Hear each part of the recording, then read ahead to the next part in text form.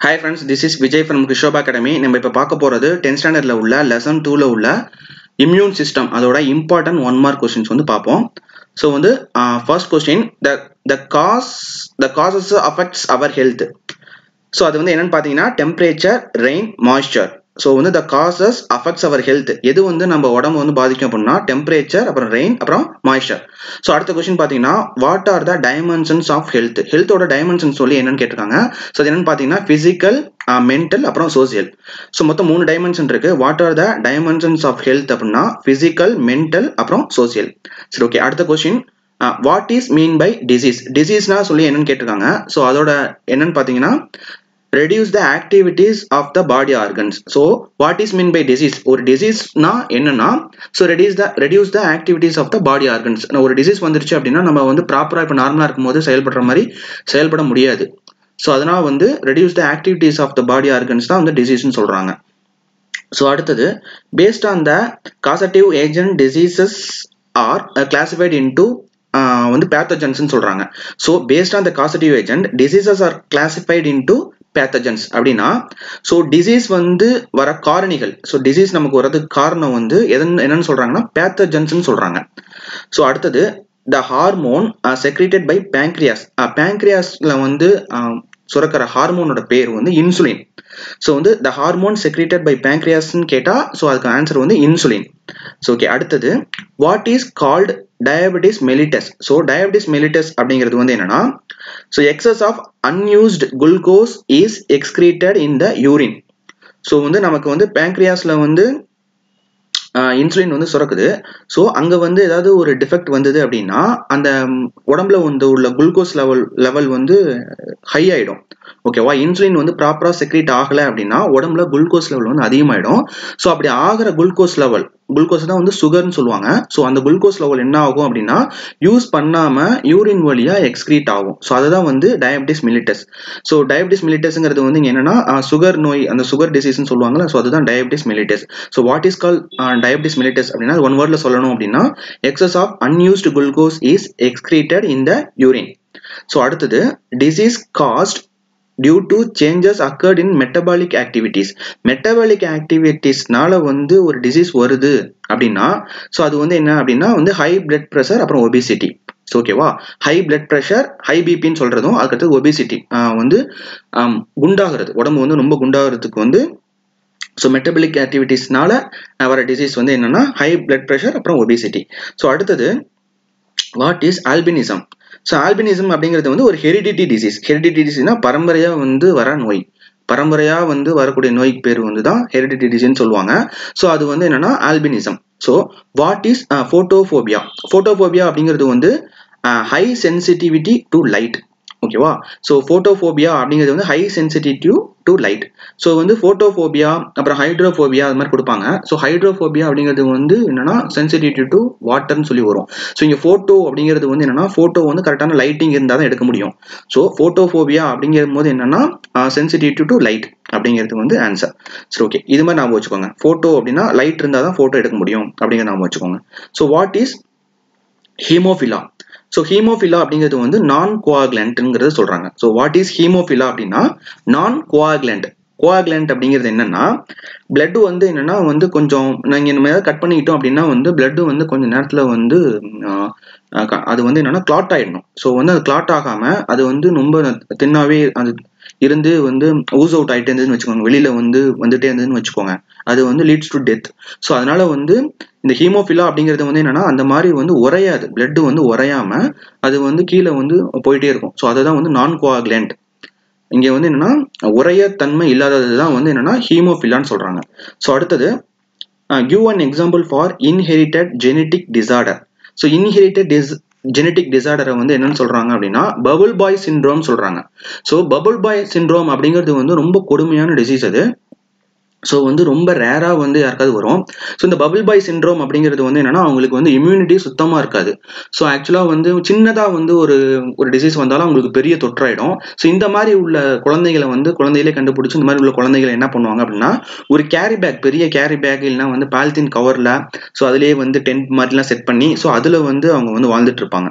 So வந்து ரொம்ப கேர்ஃபுல்லாக பார்த்துக்கணும். ஏன்னா சின்னதாக வந்து ஒரு டிசீஸ் வந்தால் கூட அவங்களுக்கு பெரிய பாதிப்பு இருக்கும், இம்யூனிட்டியே சுத்தமாக இருக்காது. ஸோ இங்கே இன்ஹெரிட்டட் ஜெனட்டிக் டிசார்டர்க்கோட எக்ஸாம்பிள் என்ன கொடுத்துருக்காங்க அப்படின்னா bubble boy syndrome. So example of inherited genetic disorder அப்படின்னா பபிள் பாய் சிண்ட்ரோம். சரி, ஓகே. அடுத்தது causes of protein deficiency. So protein டெஃபிஷியன்சினால நமக்கு வரக்கூடிய நோய் பேர் வந்து மராஸ்மஸ் வாசியோகார்னு சொல்லுவாங்க. ஸோ புரோட்டீன் டெஃபிஷியன்சியால நமக்கு வரக்கூடிய டிசீஸ் பேர் மராஸ்மஸ், அப்புறம் வாசியோகார்னு சொல்லுவாங்க. ஸோ அடுத்தது what are the symptoms of marasmus? மராஸ்மஸோட சிம்டம்ஸ் என்னன்னா loses weight, severe diarrhoea. So weight ரொம்ப லாஸ் ஆயிடும், அப்புறம் சிவியர் டயோரியானா அவங்களுக்கு வந்து டிசென்ட்ரி ரொம்ப போயிட்டு இருக்கும். ஸோ மராஸ்மஸோட சிம்டம்ஸ் வந்து லாசஸ் வெயிட், அப்புறம் வந்து சிவியர் டயோரியா. அதுக்கு அடுத்தது பார்த்தீங்க அப்படின்னா symptoms of kwashiorkor. So kwashiorkor அப்படிங்கிறது வந்து என்னன்னா enlarged belly with swelling in face and feet. So வயிறு பாட்டு, அந்த குழந்தையோட வயிறு பாட்டு வந்து மட்டும் பார்த்தீங்கன்னா ரொம்ப வந்து குண்டா இருக்கும், ஸோ ரொம்ப உப்பலா இருக்கும். வந்து என்னன்னா அது ஒரு விட்டமின் டிஃபிஷியன்சி. ஸோ வந்து சிம்டம்ஸ் ஆஃப் வாசியோகார்ங்கிறது வந்து enlarged belly with swelling in face and feet. So இதில் வந்து குழப்பிடக்கூடாது. ஸோ மராஸ்மஸ் அதோட டிசீஸ் என்னன்னு பார்த்துக்கோங்க. ஸோ வாசியோகார் வந்து அதோட டிசீஸ் என்னன்னு பார்த்துக்கோங்க. ஸோ மராஸ்மஸ் கொடுத்துட்டு வாசியோகாரோட டிசீஸ் என்னங்கிறதையும் வந்து ஆப்ஷனில் கொடுத்துருப்பாங்க. ஸோ இதை வந்து தெளிவாக பார்த்துக்கோங்க. So night blindness is caused due to the deficiency of vitamin A. So vitamin A வந்து போதுமான அளவு உணவுல இல்லை அப்படின்னா மாலைக்கண் நோய் வரும் கண்டிப்பா. ஸோ அது night blindness is caused due to the deficiency of vitamin A. So அடுத்தது deficiency of vitamin B1. So vitamin B1 டெஃபிஷியன்சினால வர டிசீஸ் பேர் வந்து பெரிபெரி. ஸோ விட்டமின் B1னால டெஃபிஷியன்சினால வர டிசீஸ் பேர் வந்து பெரிபெரி.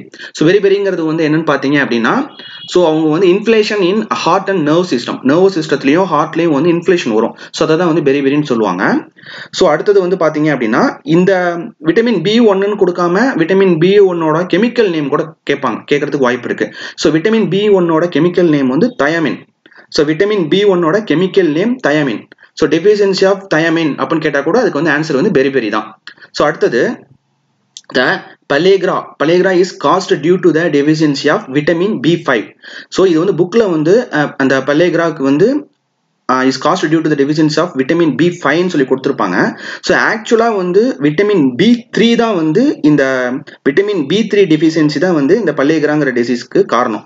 ஸோ ஒருத்தவங்களுக்கு பல்லேகிராங்கிற டிசீஸ் வருது அப்படின்னா அதோட டெஃபிஷியன்சி வந்து பார்த்தீங்க அப்படின்னா விட்டமின் B3. ஸோ வந்து நீங்கள் கூகுள் பண்ணி பார்த்தீங்கன்னா தெரியும் விட்டமின் B3 அதோட கெமிக்கல் நேம் வந்து பார்த்தீங்கன்னா நயாசின். ஸோ நயாசின் இல்லை நயாசியமைடு, ஸோ இது மாதிரி சொல்லலாம். ஸோ ஆனால் வந்து நம்ம புக்கில் வந்து என்ன கொடுத்துருக்காங்களோ அதுதான் வந்து டிஎன்பிஎஸ்சியில் வந்து கீஸாக கொடுப்பாங்க. ஸோ புக்கில் உள்ளதான் நம்ம படிச்சாகணும். ஸோ புக்கில் வந்து விட்டமின் B5 இப்போ வந்து the pellagra is caused due to the deficiency of vitamin B5ங்கிறத வந்து ஆப்ஷனில் கொடுத்துருக்காங்க அப்படின்னா நம்ம வேற வழி கிடையாது, இந்த விட்டமின் B5 தான் நம்ம வந்து டிக் பண்ணி ஆகணும்.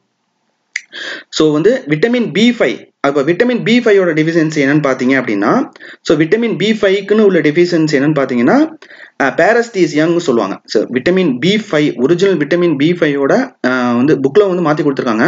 ஸோ நிஜமாவே விட்டமின் B5ஓட டெஃபிஷியன்சி என்னன்னு தெரிஞ்சு வச்சுக்கோங்க. விட்டமின் B5ஓட டெஃபிஷியன்சி வந்து பாரதீசியான்னு சொல்லுவாங்க.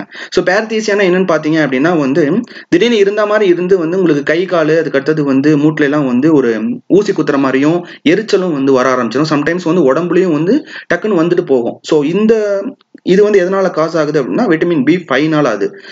ஸோ ஆனால் ஆக்சுவலாக வந்து பல்லேகிராங்கிறது வந்து விட்டமின் B3 டெஃபிஷியன்சி. ஸோ வந்து நம்ம இங்கே பார்க்க வேண்டியது pellagra is caused due to the deficiency of vitamin B5 புக்கில் கொடுத்துருக்கனால விட்டமின் B5ங்கிறது தான் நம்ம வந்து மார்க் பண்ணி ஆகணும். ஸோ அடுத்தது சம்டைம்ஸ் வந்து டிஎன்பிஎஸ்சியில் வந்து உங்களுக்கு கரெக்டாகவே விட்டமின் B3ன்னு கொடுத்துட்டாங்கன்னா நீங்கள் அதை வந்து தாராளமாக மார்க் பண்ணிடலாம். ஸோ அடுத்தது deficiency of vitamin C. So vitamin சியோட டெஃபிஷியன்சி வந்து என்னன்னா ஸ்கௌரிங்கிற ஒரு நோய் வரும்.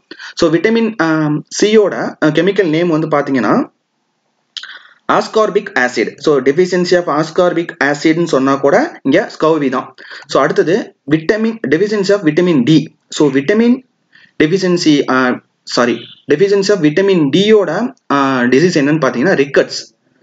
ஸோ விட்டமின் டியோட கெமிக்கல் ஃபார்ம் என்னன்னா கோல் கால்சிஃபரால். ஸோ விட்டமின் டியோட டெஃபிஷியன்சி வந்து என்னன்னு பார்த்தீங்கன்னா ரிக்கட்ஸ். ஸோ விட்டமின் டியோட கெமிக்கல் நேம் வந்து கோல் கால்சிஃபரால். சம்டைம்ஸ் வந்து deficiency of cholecalciferol is rickets. அப்படின்னு சொல்லலாம். விட்டமின் டிங்கிறது வந்து எந்த சோர்ஸ்ல இருந்து நமக்கு கிடைக்குது அப்படின்னா சன்லைட்ல வந்து நம்ம வந்து எக்ஸ்போஸ் பண்ணா மட்டும்தான் நம்ம ஸ்கின் வந்து அதை அப்சர்வ் பண்ணி விட்டமின் டியா மாத்திக்கும், அதாவது கோல்ட் கால்சிஃபராலா மாத்திக்கும். ஸோ வேற எந்த சோர்ஸ்லயும் வந்து விட்டமின் டி வந்து இருக்காது. ஸோ வந்து ஃபுட்ல ஏதாவது மீட்ல அந்த மாதிரி இருக்குன்னு தெரிஞ்சாலும் ஸோ சன்லைட்ல இருந்து கிடைக்கிற இது வந்து கிடைக்காது. ஸோ ஓகேவா, அதனால வந்து பாத்துக்கோங்க. டெஃபிஷியன்சி ஆஃப் விட்டமின் டி வந்து ரிக்கட்ஸ். விட்டமின் டியோட கெமிக்கல் நேம் வந்து கோல்ட் கால்சிஃபரால். ஸோ அடுத்தது sterility is caused due to the deficiency of vitamin E. So sterility is caused due to the deficiency of vitamin E. அடுத்தது blood hemorrhage is caused due to the deficiency of vitamin K. So vitamin K வந்து உடம்புல சரியா இல்லை அப்படின்னா உடம்புல வந்து அந்த blood எதாவது நம்ம கட் பண்ணிட்டோம் அப்படின்னா வந்து blood வந்து உறையாது. ஸோ வந்து அது ஊஸ் அவுட் ஆகிட்டே இருக்கும். ஸோ விட்டமின் கே வந்து இல்லை உடம்புல அப்படின்னா ஸோ வந்து உடம்புல வந்து ரத்தம் வந்து உறையாது, ஏதாவது சின்ன கட்டானாலும் அந்த வழியா நிறைய பிளட் வந்து லாஸ் ஆகிடும். ஸோ பிளட் ஹியூமரேஜ் அப்படின்னாலே நீங்க வந்து விட்டமின் கே வந்து போடணும். ஸோ அடுத்தது what is the symptoms of inability disease to reproduce. So நம்ம வந்து ரீப்ரொடியூஸ், அதாவது what is the symptoms of inability disease, ரீப்ரொடியூஸ்க்காக ரீப்ரொடியூஸ் பண்ண முடியாம inability ஆகுது பார்த்தீங்களா. ஸோ அந்த சிம்டம்ஸ் வந்து என்னன்னு கேட்டீங்கன்னா ஸ்டெரிலிட்டின்னு சொல்றாங்க. ஸோ ஸ்டெரிலிட்டி இங்க எங்க பார்த்தோம், ஸோ இங்க பார்த்தோம். ஸ்டெரிலிட்டி அப்படிங்கிறது வந்து என்ன அப்படின்னா விட்டமின் இ. ஸோ ஸ்டெரிலிட்டிக்கு வந்து முக்கிய காரணம் வந்து என்னன்னா விட்டமின் இ வந்து அதிகமா இருந்தாதான் உடம்புல வந்து ரீப்ரொடியூஸ் பண்ணக்கூடிய தன்மை வந்து இருக்கும். ஓகேவா, ஸோ அதை வந்து பார்த்துக்கோங்க. அதுக்கு அடுத்தது கொஸ்டின் வந்து these is the symptoms of memory loss. So memory லாஸோட சிம்டம்ஸ் வந்து என்னன்னு பார்த்தீங்க அப்படின்னா பல்லேகிரான்னு சொல்லி கொடுத்துருக்காங்க. ஸோ மெமரி லாஸோட சிம்டம்ஸ் என்னன்னு பார்த்தீங்க அப்படின்னா பல்லேகிரா. ஸோ அடுத்தது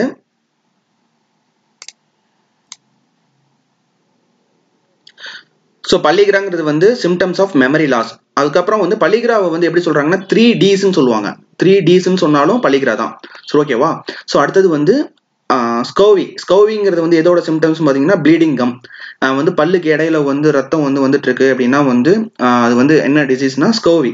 ஸோ இது வந்து ஒரு விட்டமின் டெஃபிஷியன்சி, நம்ம ஏற்கனவே மேலே பார்த்தோம். ஸோ வந்து scurvy is the symptoms of bleeding gums. So அடுத்தது என்னன்னு பார்த்தீங்க அப்படின்னா symptoms of defective calcification is of bones is rickets. So symptoms of defective calcification of bones is rickets. So போதுமான அளவுக்கு வந்து நமக்கு வந்து இங்க கால்சிஃபிகேஷன் சொல்லி கொடுத்துருக்காங்க. ஸோ போதுமான அளவுக்கு வந்து நம்ம கால்சியம் பற்றாக்குறை அப்படின்னு கூட எடுத்துக்கலாம். போன்ஸ்ல வந்து கால்சியம் பற்றாக்குறை இருக்குது அப்படின்னா வந்து அது வந்து அந்த டிஃபெக்டிவ் பேர் வந்து என்னன்னா ரிக்கட்ஸ்ன்னு சொல்லி சொல்றாங்க. ஸோ அடுத்தது வந்து germ theory was established by Robert Koch and Louis Pasteur. germ theory was established by Robert Koch and Louis Pasteur. So அடுத்தது வந்து டாக்ஸின்ஸ் ஆர் பாய்சனஸ் சப்ஸ்டன்ஸ். டாக்ஸின்ஸ்ங்கிறது வந்து என்னன்னா விஷத்தன்மை உடையது.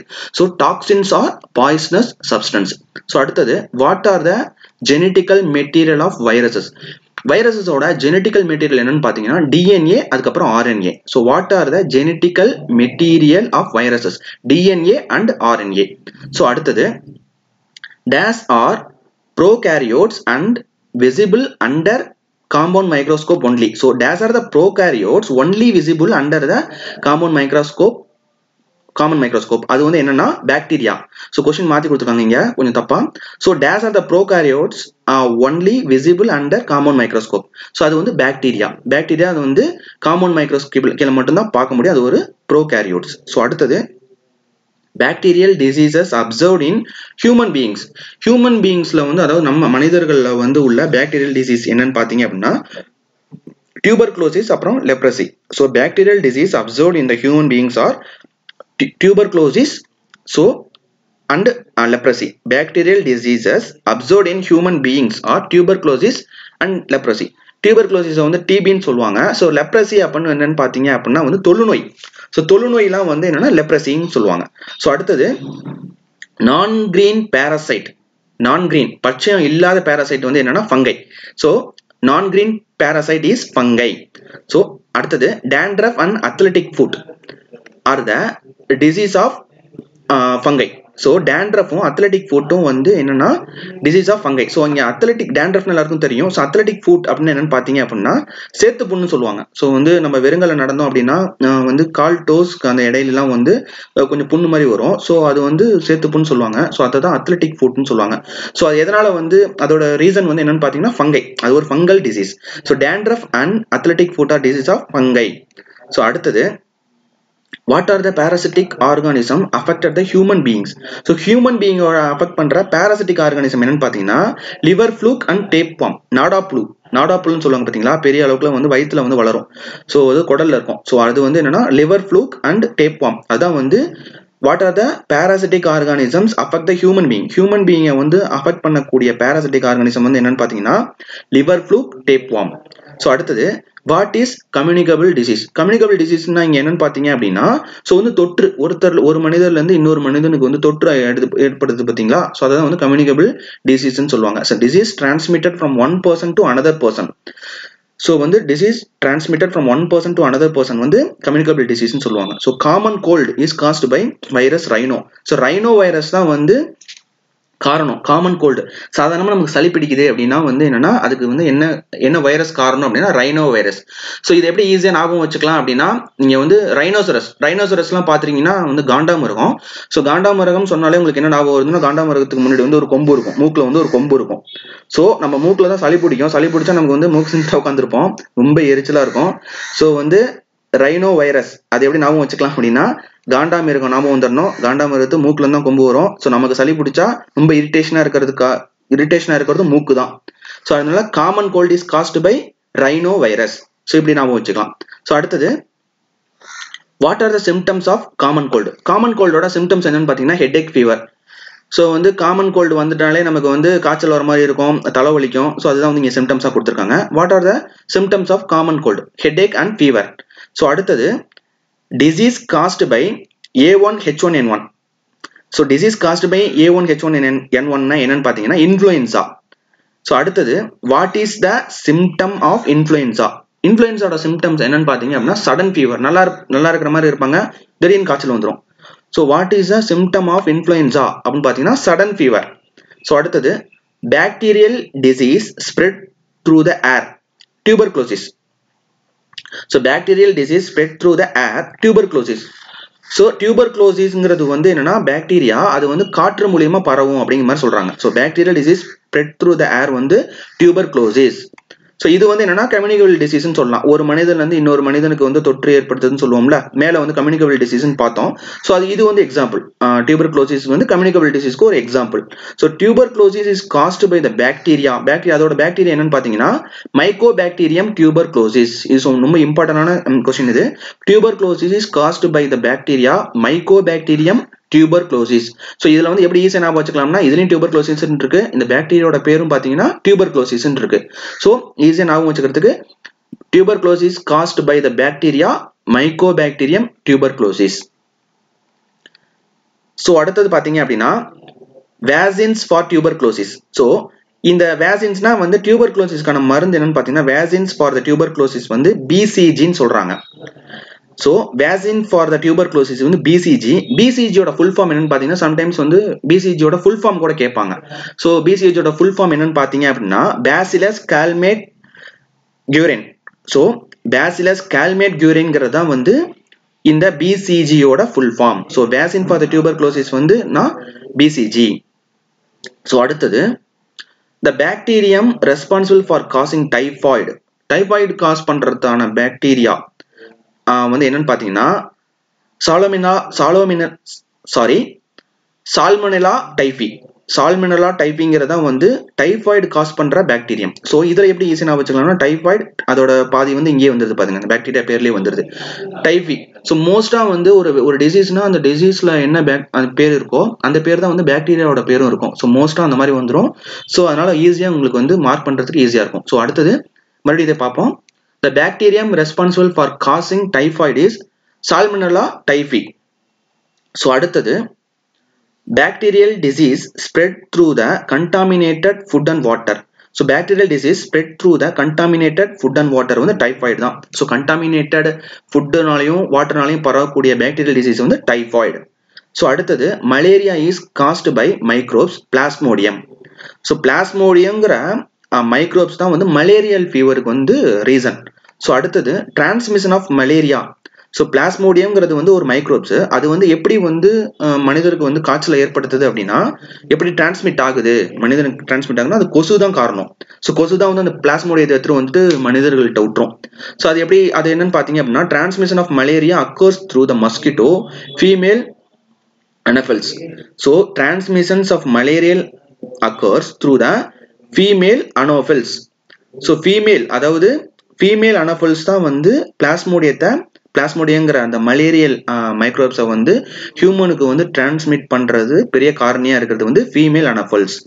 ஸோ அடுத்தது a parasite responsible for causing amoebiasis is Entomoeba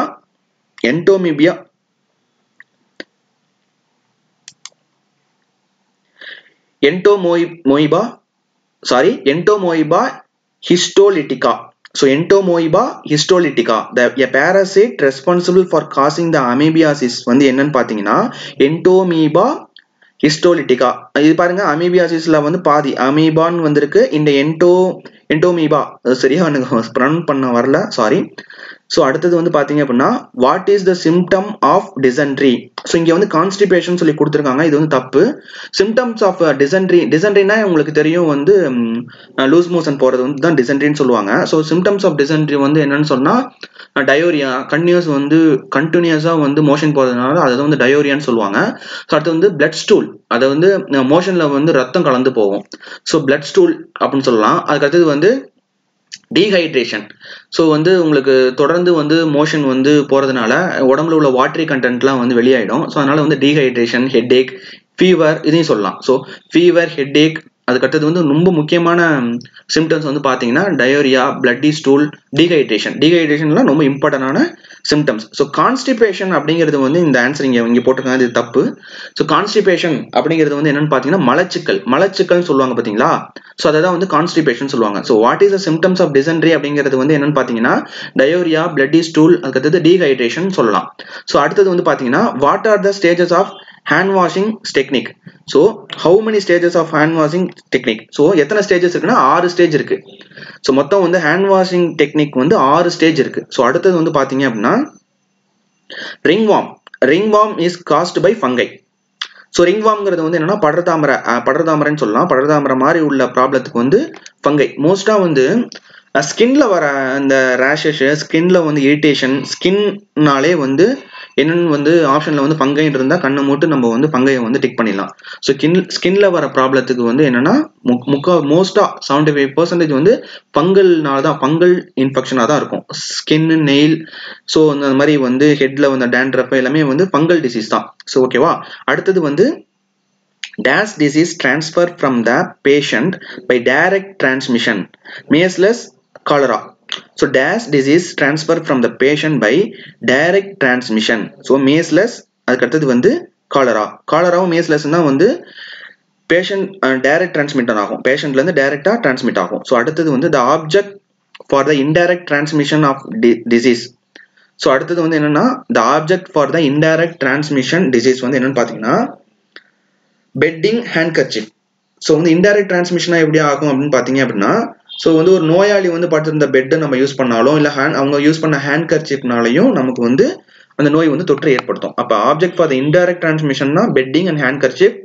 direct transmission அப்படின்னு பார்த்தீங்க அப்படின்னா மேஸ்லஸ் அண்ட் காலரா இது 2 டிசீஸ் தான் வந்து டைரக்ட் டிரான்ஸ்மிஷனால பரவும். ஸோ அடுத்தது வந்து ticks spread by the animals. டிக்ஸ்ங்கிற இது வந்து எப்படி ஸ்ப்ரெட் ஆகுது அப்படின்னா அனிமல்ஸ்னால ஸ்ப்ரெட் ஆகுது. What is rabies. ராபிஸோட காஸ், எதனால ராபிஸ் வருது அப்படின்னு பார்த்தீங்க அப்படின்னா டாக் பைட், நாய் கடிச்சதுனால தான் வந்து அது வந்து ராபிஸ் வரும். ஸோ அது வந்து இங்கே வாட் இஸ் ராபிஸ்ன்னு சொல்லி கொடுத்துருக்காங்க. ராபிஸ்ங்கிறது வந்து எதனால ஸ்ப்ரெட் ஆகுது அப்படின்னு பார்த்தீங்க அப்படின்னா டாக் பைட்னால ஆகுது. ஸோ அடுத்தது வந்து which type of immunity develops resistance against the plant and animal disease. So which type of the immunity develops resistance against the plant and animal டிசீஸ்ன்னு பார்த்தீங்கன்னா நேச்சுரல் இம்யூனிட்டி. ஸோ அனிமலுக்கும் பிளான்ட்டுக்கும் வந்து ஒரு ரெசிஸ்டன்ஸ் இம்யூனிட்டி வந்து develop ஆகுது அப்படின்னா அது நேச்சுரலாகவே அது வந்து டெவலப் ஆகிக்கும். ஓகேவா. ஸோ அடுத்தது வந்து பார்த்தீங்கன்னா BCG is the prevention for tuberculosis. இது மேலேயே பார்த்தோம் நம்ம. tuberculosis ஓட prevention என்னன்னு கேட்டிருந்தாங்க. இந்த क्वेश्चन வந்து மாத்தி கேட்டிருக்காங்க. So BCG is the prevention for tuberculosis. இங்க மறுபடியும் சொல்றேன், BCG ஓட full form என்னன்னா Bacillus calmette guerini. So இதுதான் வந்து BCG ஓட full form. BCG is the prevention for tuberculosis. So what is BCG? BCG ங்கிறது என்ன?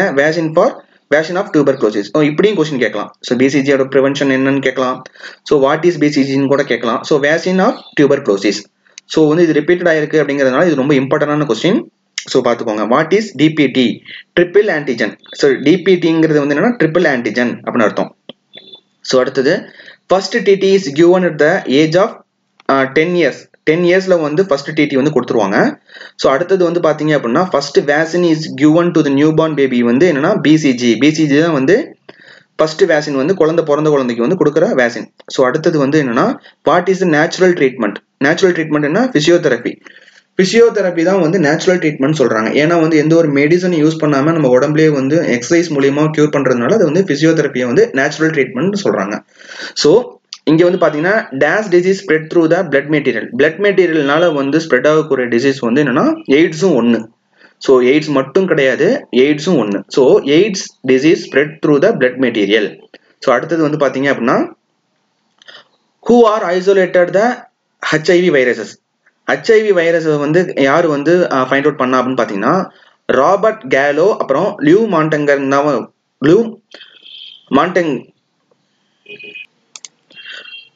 மாண்டெக்னேர்.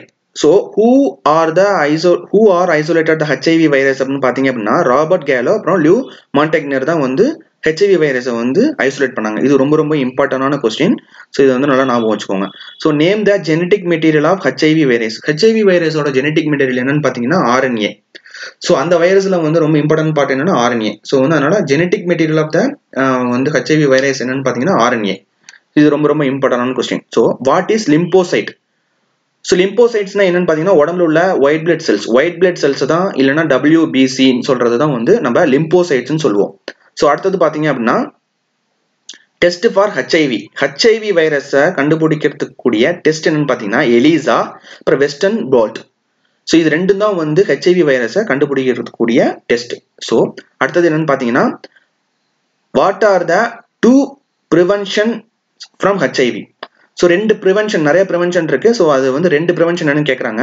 So what are the 2 preventions from HIVன்னு கேட்டா யூசேஜ் ஆஃப் டிஸ்போசல் சிரிஞ்ச் அப்புறம் screening the blood for HIV. So இது ரெண்டு என்னன்னு பாத்தீங்கன்னா டிஸ்போசபிள் நீடில், அதாவது ஒருத்தவங்களுக்கு நோய் தொற்று உள்ளவங்களுக்கு வந்து ஊசி போட்டுட்டு அதே ஊசியை வந்து இன்னொருத்தவங்களுக்கு யூஸ் பண்ணாங்க அப்படின்னா அது மூலியமா HIV பரவும். ஸோ அடுத்தது வந்து screening the blood for HIV. So வந்து screening the blood for HIV அப்படின்னா என்னன்னு பாத்தீங்க அப்படின்னா ஸோ வந்து ஒருத்தவங்களுக்கு பிளட் வந்து ஏத்துறாங்க, ரத்தம் கொடுக்குறாங்க அப்படின்னா அவங்க வந்து ரத்தம் ஏத்துறதுக்கு முன்னாடி என்ன பண்ணணும் அப்படின்னா பிளட் வந்து அந்த பிளட்ல வந்து HIV வைரஸ் இருக்கா அப்படின்னு சொல்லிட்டு செக் பண்ணுவாங்க. ஸோ இதுதான் வந்து இது ரெண்டு தான் what are the 2 prevention from HIVல இருந்து காப்பாற்றியக்கூடிய 2 ப்ரிவென்ஷன் என்னன்னு பாத்தீங்க அப்படின்னா ஸோ வந்து டிஸ்போசபிள் சிரிஞ்ச் வந்து யூஸ் பண்ணுவோம். So use and throw syringes வந்து யூஸ் பண்ணணும். இன்ஜெக்ஷன் பண்ணிட்டு அதை வந்து தூக்கி போட்டு புது இன்ஜெக்ஷன் தான் அடுத்தவங்களுக்கு யூஸ் பண்ணணும். அதாவது இன்ஃபெக்ஷன் உள்ள பீப்புளாக இருந்தாலும் சரி, நார்மலாக உள்ள இருந்தாலும் சரி, டிஸ்போசபிள் நீடில்னு சொல்லிட்டு இருக்கு. ஸோ அதுதான் யூஸ் பண்ணணும். அந்த மாதிரி யூஸ் பண்ணா இந்த தொற்று வராது. அதுக்கடுத்து வந்து பிளட்ல வந்து ஏற்கனவே யார்ட்டையும் வந்து அந்த பிளட் வந்து டோனார் கொடுக்குறாங்க பாத்தீங்களா, அவங்கள்ட்ட வந்து பிளட் வாங்கும் போது ஸோ அதுல வந்து HIV வந்து இருக்கா அப்படிங்கறத பார்த்துட்டு தான் வந்து ரிசப்டாருக்கு ஏத்தணும். ஸோ இது வந்து ரொம்ப இம்பார்ட்டன்டான கொஸ்டின். ஸோ இது வந்து 2 கேட்டிருக்காங்க. வாட் ஆர் த 2 ப்ரிவென்ஷன் சொல்லி கேட்டிருக்காங்க. புக்ஸ்ல வந்து பாத்தீங்க அப்படின்னா நிறைய இருக்கும், அதை வந்து பாத்துக்கோங்க. ஸோ நான் antigen fluid is mother's milk. Mother மில்க்ல வந்து ஆன்டிஜன் இருக்காது. ஸோ நான் antigen fluid is mother's milk. So who is பேஷன்ங்கிறது யாரு? அன்ஹெல்தி பர்சன் தான் பேஷன் சொல்லுவாங்க. So life span of common cold வந்து 7 days. ஸோ 7 days தான் வந்து ஒரு காமன் கோல்டு நமக்கு வந்து சளி வந்து பிடிக்குதுன்னா அதிகபட்சம் வந்து 7 daysல வந்து தானா வந்து அது கியூர் ஆயிடும். ஸோ வந்து life span of the common cold வந்து 7 days. ஸோ 7 days தாண்டியும் வந்து அந்த கோல்டு இருக்குது அப்படின்னா வேற ஏதாவது வைரல் இன்ஃபெக்ஷனா இருக்கும். So life span of common கோல்டுங்கிறது வந்து பாத்தீங்கன்னா 7 days. ஸோ இது வந்து இதுவரையும் நம்ம பார்த்தது வந்து 10th ஸ்டாண்டர்ட்ல உள்ள செகண்ட் லெசன், அதாவது 10th ஸ்டாண்டர்ட்ல சயின்ஸ்ல உள்ள செகண்ட் லெசன் இம்யூனிட்டி சிஸ்டம் வந்து பார்த்தோம். ஸோ இதில் உள்ள இம்பார்ட்டன்ட் கொஸ்டின்ஸ் வந்து பார்த்தோம். ஸோ இதோட வீடியோ லிங்க், இதோட டிஸ்கிரைப் பண்ண வீடியோ லிங்க் வந்து டிஸ்கிரிப்ஷன்ல வந்து கொடுத்துருக்கோம். ஸோ இந்த கொஸ்டின்ஸை பார்த்துட்டு அதுக்கடுத்து அந்த லிங்கையும் பார்த்துக்கோங்க, அந்த வீடியோவும் பார்த்துக்கோங்க. இல்லை அந்த வீடியோ பார்த்துட்டு அதுக்கடுத்தது வந்து இந்த கொஸ்டினை பார்த்துக்கோங்க. ஸோ எப்படி இருந்தாலும் உங்களுக்கு வந்து புரியும். ஸோ லாஸ்ட் டைம் ப்ரிப்பரேஷனுக்கு வந்து ஃபாரஸ்டர் எக்ஸாமுக்கு இது ரொம்ப ரொம்ப யூஸ்ஃபுல்லாக இருக்கும். ஸோ வந்து இன்னும் அடுத்தடுத்த சாப்டர் வந்து அடுத்தடுத்த வீடியோவில் பார்ப்போம். Thank you friends.